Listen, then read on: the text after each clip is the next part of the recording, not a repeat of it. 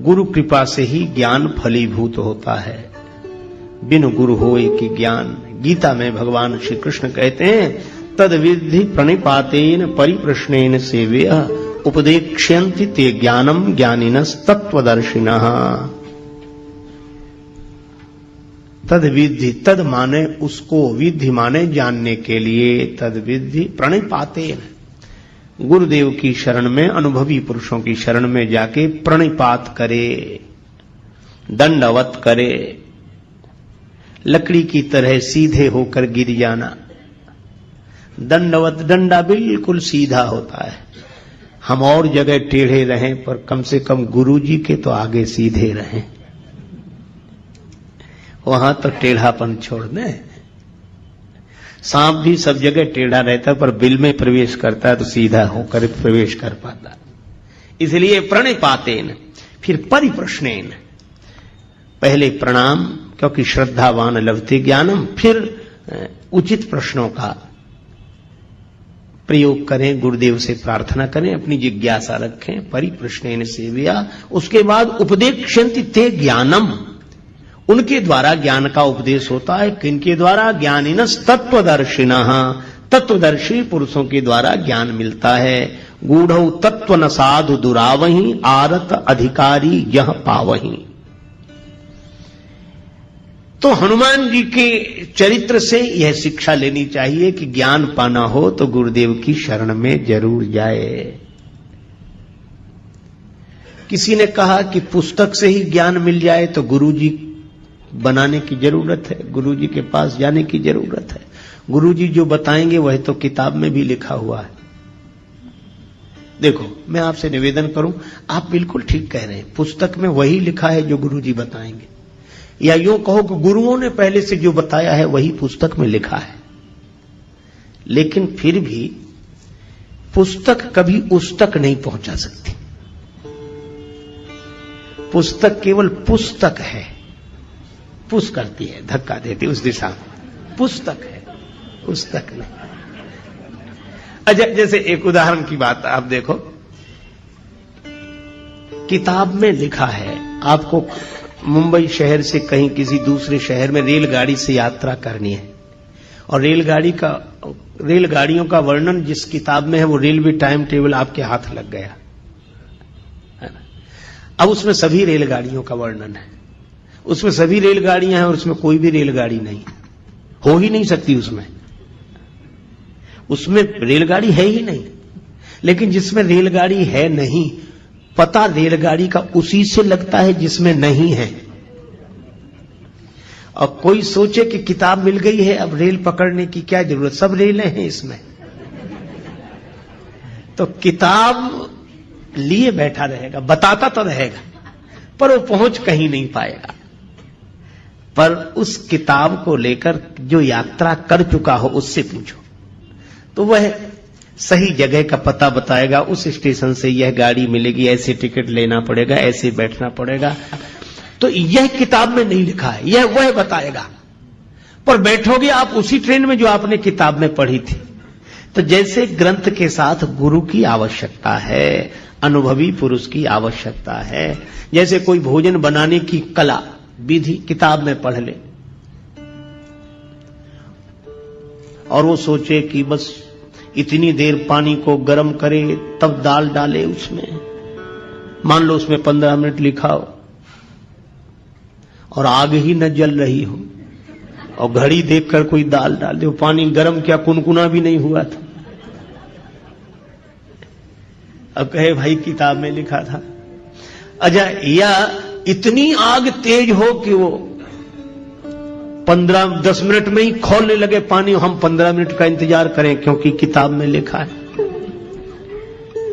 इसीलिए अनुभवी की आवश्यकता है। बिन गुरु होय कि ज्ञान, ज्ञान की होय विराग बिन। ग्रंथों का मर्म समझने के लिए भी गुरुजनों की शरण में जाना चाहिए। यह परंपरा है और यह परंपरा अनुभवी पुरुषों की है। ये कोई नासमझ लोगों की बनाई हुई व्यवस्था नहीं है। अच्छा, वैसे भी देखो, मैं ब्रह्म हूं यह पढ़कर जान लेने के बाद भी जब तक गुरुदेव के द्वारा नहीं सुनते कि तत्त्वमसि त्वं ब्रह्म हो, तब तक वह ब्रह्मानुभूति होती नहीं है। इसलिए हमारे गुरुदेव भगवान कहते थे, जब तक आत्म लखे नहीं कोई सुखी न होई, और बिन सदगुरु के लखा न जावे भेष पंथ हो कोई। बिन गुरु होई कि ज्ञान हो नहीं सकता। इसीलिए हनुमान जी के चरित्र से यह शिक्षा लेनी चाहिए कि हनुमान जी तो इतने बड़े ज्ञानी। अच्छा, जहां गुरु जी के पास गए वहां तो वो बचपन में ही पहुंच गए थे, बाल समय रवि भक्त लियो। लेकिन हनुमान जी जानते हैं कि वह एक छलांग थी, और जीवन में जो घटता है वो किसी छलांग से नहीं है, उसकी व्यवस्था है। उसके आधार पर परंपरा का पालन करना चाहिए, परंपरा नहीं तोड़नी चाहिए। हनुमान जी सोचते वो बचपना था, पर व्यवस्था तो यह है। इसीलिए वे सूर्य भगवान की शरण में गए और विधिवत प्रार्थना की कि मैं आपका शिष्य होना चाहता हूं, मुझे मंत्र दो, मुझे ज्ञान दो, मैं आपका शिष्य हूं, बनना चाहता हूं। सूर्य भगवान ने सोचा कि केवल मंत्र देना होता तब तो कोई बात नहीं, पर ये तो पढ़ने के लिए रहेगा। सूर्य भगवान ने सोचा कि इस बालक को पहले भी कभी देखा है, कौन है ये? अरे याद आया, ये वही है जो बचपन में एक बार आया था।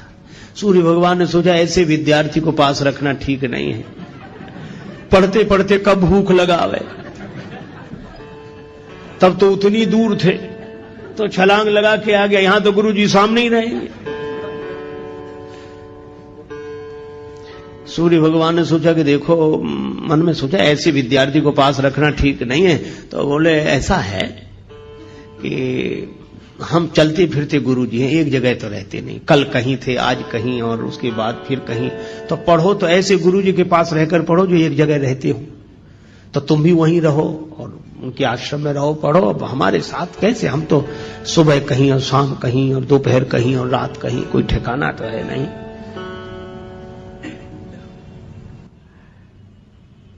हनुमान जी बोले पढ़ेंगे तो आप सही। अनन्य निष्ठा जो थी, पढ़े। कैसे पढ़ोगे, हम तो चलते फिरते हैं। हनुमान जी बोले तो हम चलते फिरते विद्यार्थी बन जाएंगे, आप जहां जहां चलोगे हम भी साथ साथ चलेंगे, आपकी सेवा करेंगे, पढ़ते चलेंगे। आप भी तो कहीं ना कहीं दोपहर को रहते होगे, रात को हम भी रहेंगे, आपके साथ ही, बस साथ ही रख लो बस। सूर्य भगवान ने सोचा यह विद्यार्थी विचित्र, गले ही पड़ गए। तो सूर्य भगवान ने कहा कि हमारे साथ रहोगे तो भी पढ़ नहीं सकोगे। क्यों? हमारे पीछे पीछे चलोगे तो हमारी पीठ तुम्हारी तरफ होगी, और हमारे आगे आगे चलोगे तो तुम्हारी पीठ हमारी तरफ होगी, तो पढ़ाई कैसे होगी? गुरु शिष्य तो आमने सामने बैठे तब ना पढ़ाई हो। हनुमान जी बोले हाँ यह बात जरूर है। सूर्य भगवान बोले इसीलिए कह रहा हूं कि घर जाओ, पढ़ नहीं पाओगे, ऐसे कैसे पढ़ोगे? हनुमान जी थोड़ी देर रुके। बुद्धिमताम वरिष्ठम, हनुमान जी तो बुद्धिमानों में श्रेष्ठ है। तुरंत बोले इसका भी हल निकल आया गुरु जी। सूर्य भगवान बोले इसका क्या हल है? हनुमान जी बोले हम आपके आगे उल्टे उल्टे चलेंगे, किसी की पीठ किसी की तरफ, आपके आगे उल्टे चलेंगे। सूर्य भगवान बोले वाह, अभी तो पढ़ाई शुरू नहीं हुई, गुरु जी के आगे ही उल्टे चलोगे, फिर पढ़ने से फायदा ही क्या है? काहे को पढ़ रहे कि गुरु जी के आगे ही उल्टे चलेंगे? अच्छा निश्चय है यह तो, कि हम तो आगे आपके आगे ही उल्टे चलेंगे, फिर पढ़ने का लाभ क्या, प्रयोजन क्या? हनुमान जी ने हाथ जोड़कर कहा गुरुदेव यही तो मैं कह रहा हूं कि अगर गुरुदेव का ज्ञान पाकर भी वैसे ही चलते रहे जैसे पहले चल रहे थे तो पढ़ने का प्रयोजन ही क्या है? गुरुदेव से ज्ञान पाकर तो फिर उलटकर चलना चाहिए, जैसे पहले चलते थे वैसे नहीं, अब उलट कर चलो। गई सो गई अब राख रही को, बीत गई सो बीत जान दो अब ही बना लो काम। जो गया सो गया, उसके लिए कुछ मत सोचो। गई सो गई अब राख रही को, जो बचा है उसका उलट कर चलो। सूर्य भगवान बोले बिल्कुल ठीक है, अब पढ़ाऊंगा तुम्हें। भानु सो पढ़ना हनुमान गए, भानु मन अनुमान शिशु केल कियो फेर फार सो। हनुमान बाहुक में वर्णन है। भानु सो पढ़न हनुमान गए, भानु मन अनुमान, सूर्य भगवान ने मन में अनुमान करके शिशु के बालकों के खेल की तरह फेर फार सब अदल बदल कर दिया। कैसे? बोले पाछले पगन गम मगन गगन मग क्रम को न भ्रम कपि बालक बिहार सो। पाछले पगन पीछे पल चलते हुए चरणों से हनुमान जी सूर्य भगवान के सामने, एक तो गुरुदेव सूर्य भगवान जैसे तेजस्वी सूर्य भगवान, और उनसे विद्या अर्जन करना, और उनके सामने उन्हीं के चेहरे को देखते हुए पीछे चलते रहे। सूर्य भगवान ने कहा कि अद्भुत हो, देख रहे हो हमारी तरफ और चल रहे हो जगत की तरफ। बोले बस यही है, हम चलें भले ही जगत की तरफ, पर दृष्टि में तो गुरुदेव और गुरुदेव का ज्ञान रहना चाहिए, यही जीवन की सार्थकता है। तो जिन्होंने सूर्य भगवान से ज्ञान प्राप्त किया हो वे ज्ञान के सागर हैं। जय हनुमान ज्ञान गुण सागर। अच्छा, अब गुणों की बात सुनो। गुणों के साथ सबसे बड़ी यह समस्या है कि किसी भी प्राणी में, यह प्रकृति का नियम है, सब गुण इकट्ठे रह नहीं सकते, होते ही नहीं। एक सज्जन एक गीत गाते थे, एक विधाता एक ईश्वर ही निर्दोष रहा, बाकी सब में कोई न कोई दोष रहा। हम सब में दोष है, ये बात अलग है कि हमें हमारे दोष का होश न हो, और होश उन्हें नहीं होता जो मदहोश होते हैं, पर दोष तो होते हैं। क्यों होते हैं? क्योंकि सृष्टि बनाई ऐसी गई, जड़ चेतन गुण दोषमय विश्व कीन्ह करता। अच्छा चलो, दो गुणों का उदाहरण दे। दो गुणों का आप एक साथ निर्वाह नहीं कर सकते। सत्य बोलना गुण है, और शीलवान होना गुण है। किसी को बुरा ना लगे, ऐसी बात मत कहो कि खराब लग जाए, किसी का दिल मत दुखाओ। और इसीलिए आपने देखा होगा जैसे ये शील आता है ना कि किसी का दिल मत दुखाओ, ऐसा आदमी सत्य बोल नहीं पाता। जानता तो है लेकिन दूसरे को बुरा लग जाएगा। अरे नहीं ठीक, आप ठीक कह रहे हैं, देखेंगे हम, फिर सोच लेंगे हाँ हाँ ठीक है ठीक है, हाँ अब अभी नहीं, फिर कर लेंगे बात। सच्ची बात नहीं कह पा रहा।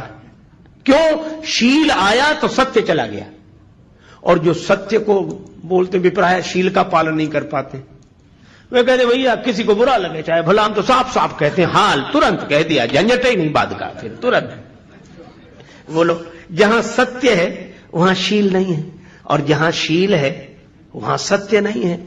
इन दो गुणों को इकट्ठा करना मुश्किल है। मेंढकों की तौल है, एक गुण को बुलाओ दूसरा चला जाता है।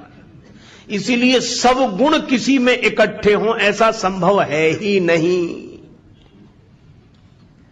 गुण दोषमयी सृष्टि है, सब में गुण है, सब में। ये बात अलग है, किसी में गुण ज्यादा है दोष कम है, किसी में दोष ज्यादा है गुण कम है, पर यह होगा ही। पर हनुमान जी में दोष नहीं है, गुण ही गुण है। तो यह प्रकृति के में तो यह अपवाद है, कारण है। हनुमान जी को उनका आशीर्वाद मिला है जो प्रकृति से ऊपर है। प्रकृति जिनके हाथ में, जो प्रकृति के हाथ में होते हैं उनमें गुण दोष दोनों होते हैं, लेकिन प्रकृति से ऊपर जो है उनका हाथ जिनके माथ पर होता है उनमें गुण ही गुण होते हैं, दोष नहीं होते हैं। तो हनुमान जी में गुण आए कब से? केवल एक बात कह के चर्चा को विराम। गुण आए कब से? हनुमान जी जब गए, रावण का वध हो गया तो जानकी माता को संदेश देने गए। दूरी ही ते प्रणाम कपि कीन्हा, रघुपति दूत जानकी चीन्हा।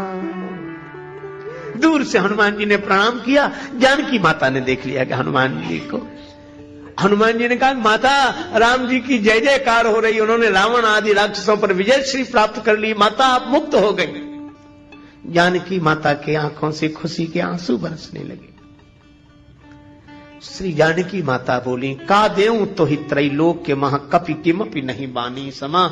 हनुमान इस शुभ संवाद के बदले में मैं तुम्हें क्या दूं?